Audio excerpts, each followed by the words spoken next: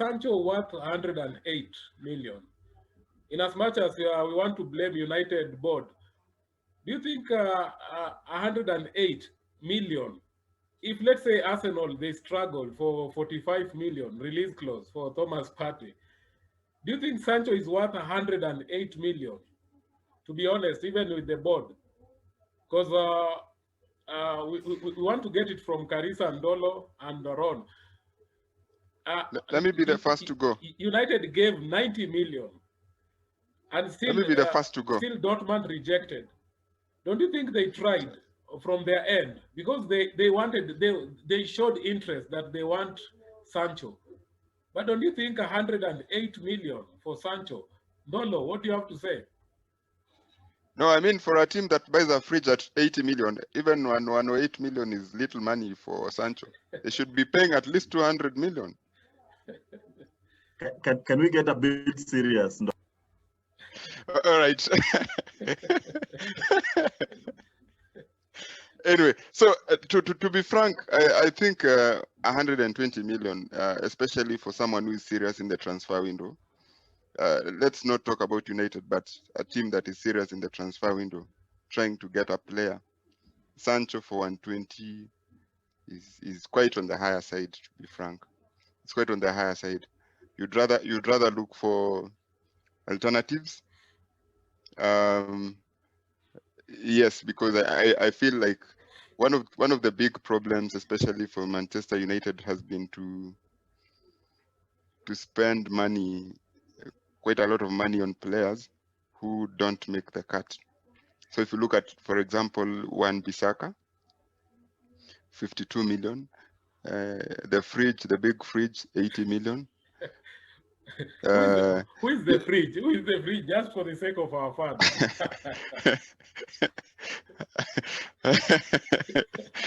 The fridge is Harry Maguire. You know. Allow me to jump in. And yes, I think Simon. it's not a United problem. I think it's an English problem. English talent for a long time has been overrated. I mean, you recall a couple of years back, Liverpool signing Andy Carroll for 35 million. It was really quite unheard of. So for a long time, English talent has been. I mean, we tried to sign Grealish, and we got struck with an offer of 80 million. Ndolo, you guys tried to sign Wilfred Zaha last season. You got an offer of 80 million. That really makes sense. English talent is just. But the point, SP, is you have a choice to move on. So if the guy is 120 million, why stick by there? That's why, for example, last we decided we can buy Pepe for 72 million, but pay in like 15 installments. I think, allow me to say something, yeah? Yes, Carissa. With regards to the price of these players, namely Sancho, Zaha last season, and a few other players. 2 points for me. The first one is I support SP, Simon. English players are just overrated. All right, that's number one. We're too much hype, age maybe, but then there's a price for the English player and the price for other players. If Partey today was playing for England national team, trust me, the price would have been more than 100 million pounds. All right, so that's number one, which is a bit unfortunate with this COVID economy. I think. To the higher side, that's number one. Number two, if you need a player and the selling club has told you that my player will go for this much, you have a choice to make. Not necessarily because he's expensive, it's because will that player improve you as a team? That is the question that we need to ask ourselves. And therefore, as much as maybe he's overpriced, do you think he'll make the difference? If the answer is yes, get into the bank, get the money, get the deal done, finished. I'll give you an example. Way back, I think when Liverpool went to the Champions League final, and they had a mediocre, goalkeeper. I think the young man, I can't even remember his name. And then the back line there. Karius. Karius, yes, thank you. Players who play badly, we forget even the names. So forgive me for that. Actually, And then actually, at the back there, actually, at the back there, we used to call him Simon Karaoke.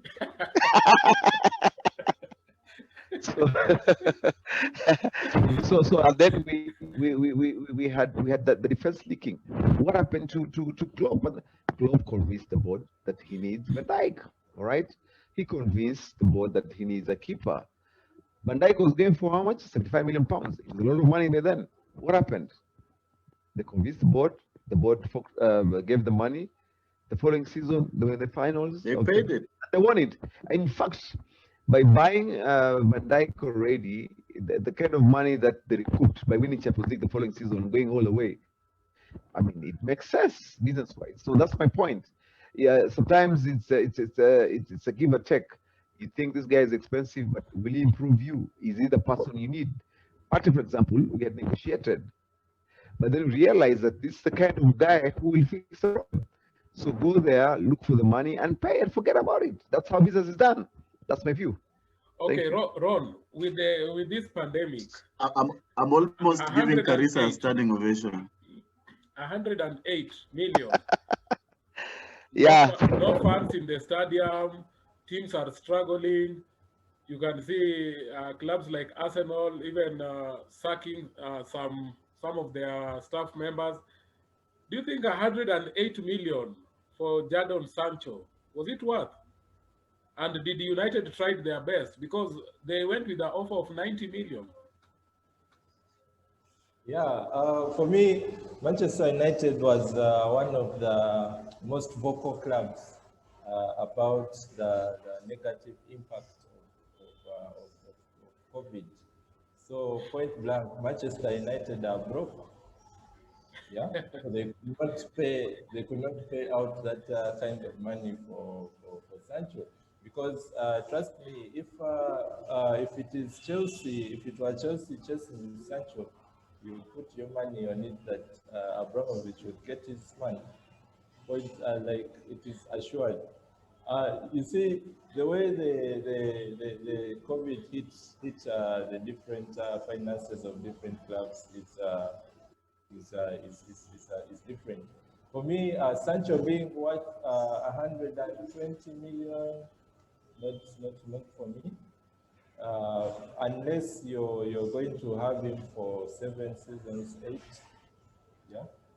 Maybe for me, my valuation is probably around 80 million, just around just over Kai Havertz, just a little, something like 80 also. I don't think it was worth 100 and something, but also it depends on who wants the player. So Manchester United right now is like is like a broke slave queen. You know, you like good things, but you cannot pay. Yeah, so that is how it pans out. But seeing Manchester United, Ron, you speak so well, and then you disappoint me at the end. yeah. So now I'm sorry about that, but it is reality.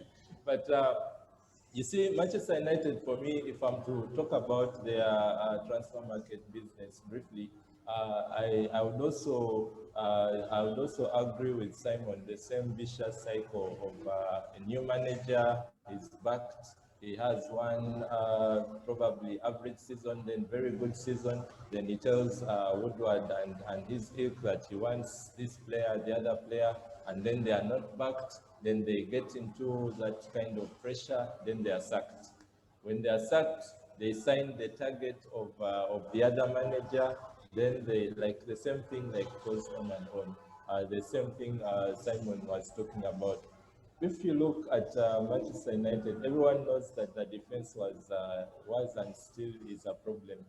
Try to find someone to pair. Manchester United would have been killing itself to probably plunder Koulibaly from Napoli, or try to sign another kind of world-class centre-back, because clearly Maguire, maybe he's lonely in the back four of Manchester United, or something is not really working out with the partnership. Because if you see Van Dijk makes Gomez look good. When Matip comes in, Matip looks good. So sometimes Liverpool club doesn't think so much about who he pairs Van Dijk with, because Van Dijk will be playing well, and then he gets that kind of understanding along with Alisson. So for me, they needed to find a good defender, which they failed, which is a very big loss for me, and they will still struggle. And even going forward, I don't think Cavani, probably you can, for me, you can give him a chance. Statistically, it's statistically backed, because statistics will tell you since 2007, only Ronaldo and Messi have scored more goals in the Europe's top 5 leagues than Cavani. If you combine the European football and club and league football, no one he's up there in the top 3, top 4 list, Cavani. But Thank you, Ron. of course, you would argue the way you see Cavani also put Gareth Bale in the equation.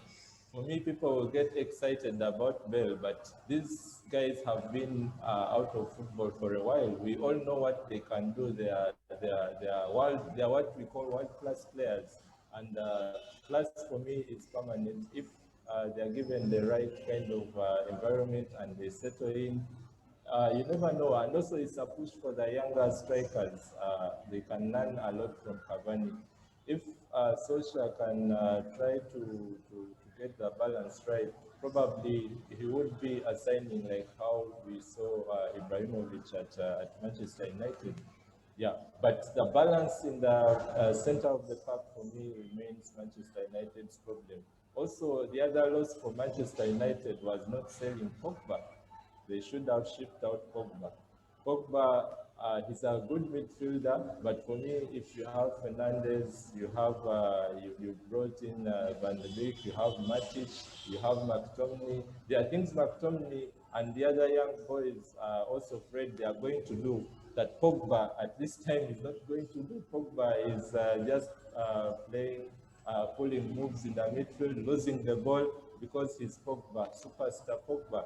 I mean, he's got to do the work of a midfielder and represent that badge of Manchester United, the great football club that we all know. So for me, that's the summary of Manchester United's transfer season, which really was not convincing for me, and it was really, really average.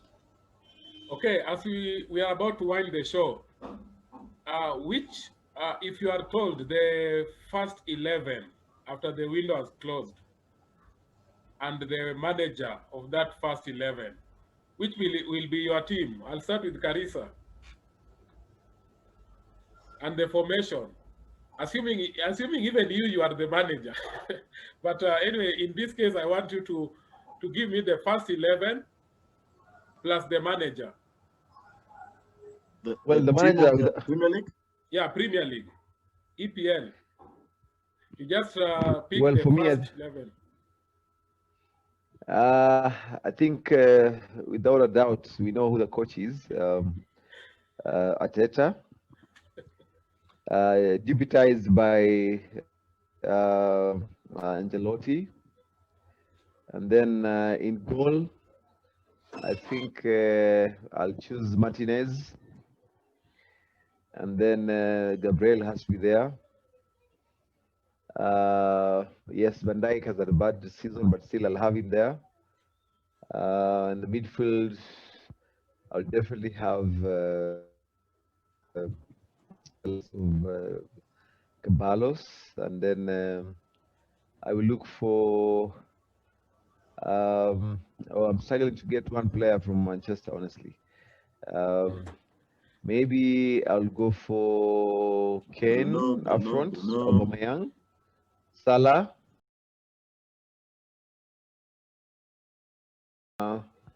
Bruno, and Caballos. I have one more, I guess. That one more, I will choose Rodriguez. Are those 11 players, I think? So Partey would be in your first 11. Not now. I did see more Partey, because sometimes, let's be honest, we can have a very good player playing in a different league, but then when he comes on board, you see a different Partey altogether. So Okay. that's my first 11, and those are the coaches. Yeah, thanks. Okay, let me go to Simon. Simon, your first 11 and the coaches. Interesting conundrum over here. So of course the manager will not be Ole. So like, and it won't be Arteta. So painfully, I'd have to say Klopp, still as manager. Goalkeeper for me has to be Nick Pope, and right back, early season form, I'll have this young boy from Brighton, Lamptey, and in left back, I'd have Robertson. Robertson still. Then central defense, I'd have Virgil van Dijk, and yeah. Oh, I'm struggling to get his partner. So I don't know. Virgil van Dijk and Ruben Diaz from Man City. Then I'd have Matic sitting in central midfield with Bruno playing as a 10. Kevin De Bruyne and Mo Salah, and then I'd have I'm playing a 4-4-2. So KDB and Mo Salah, and then I'd have out and out strikers Harry Kane and Jamie Vardy completing the team. So Sadio Mane doesn't feature. Anyway, that's your team. Mane has COVID. Okay, Dolo, your starting 11 and the manager. The manager is obvious for everyone. It's just that people don't want to admit Arteta. Arteta has to be at the helm. Yeah, that is a sure bet. Now, when it comes to the goalkeeper, I think we all have to admit that Martinez is what the league needs. So big mistake for Arsenal to let the keeper go. But with Martinez in between the sticks, you are assured that he will not concede a lot of goals. For my right back, I will go with Walker from Man City. At the center, I'll still have the Dutch Mustafi. I think he has one more season to go before Liverpool starts looking for someone else. So I'll keep him.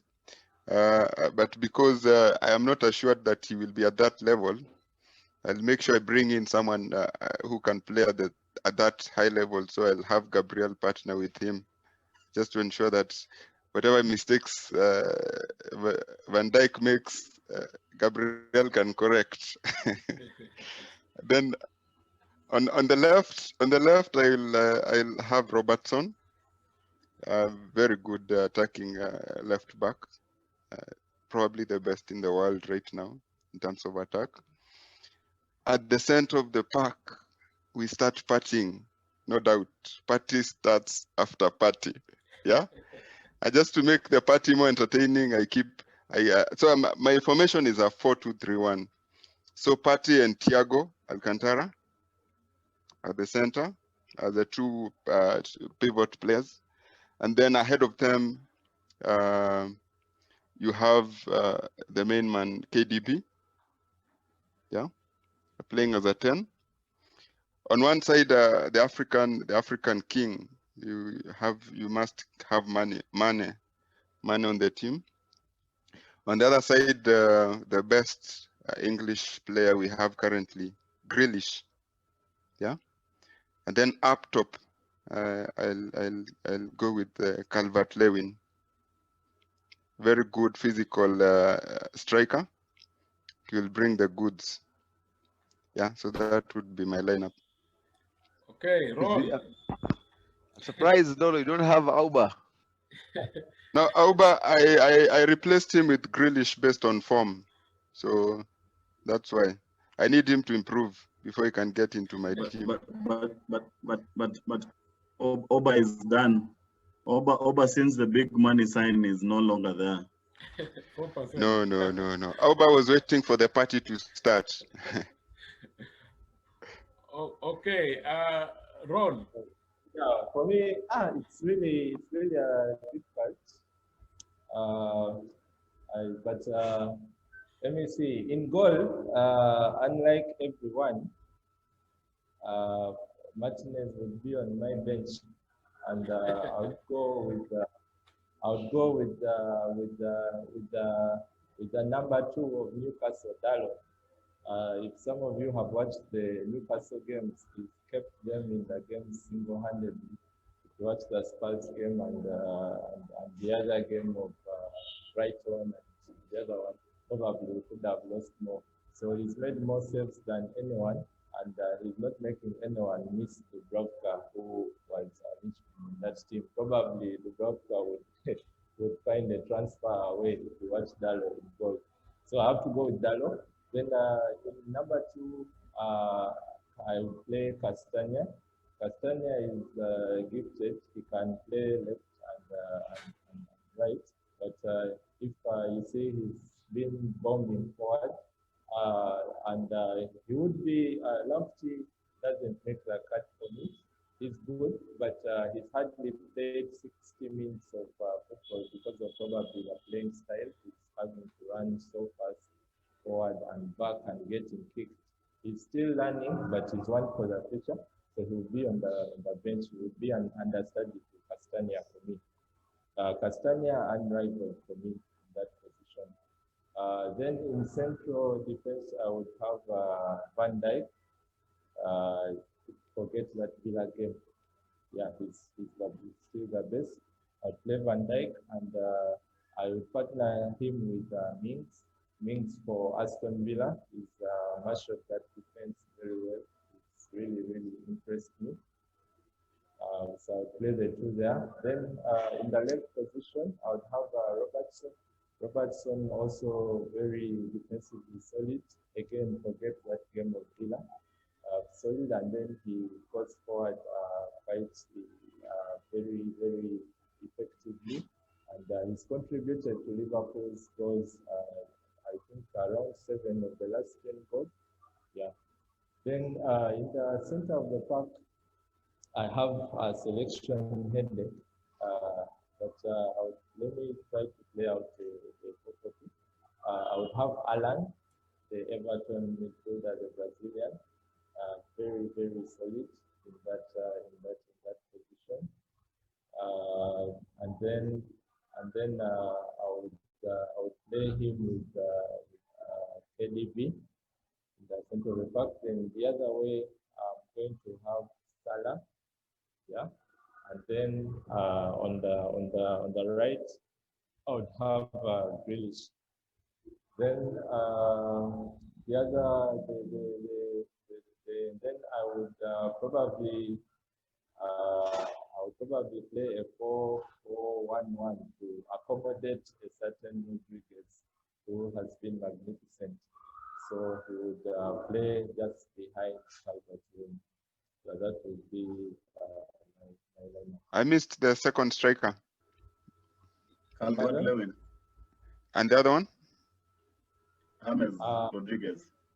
Oh, James Rodriguez. Oh. And who is your manager, Ron?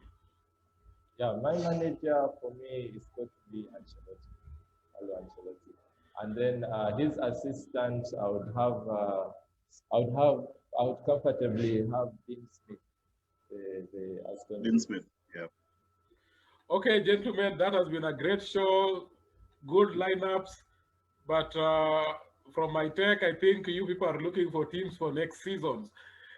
This has been this has been a wonderful show. Thank you very much for coming to the show. We look forward again to meet you next time. This has been an EPL show, the show that connects the fans across the globe, and we will try to dissect everything happening in the English Premier League. Don't forget to like, subscribe, and share our YouTube channel, the EPL Show. We are also at Facebook, EPL Fanbase Forum. Thank you, guys.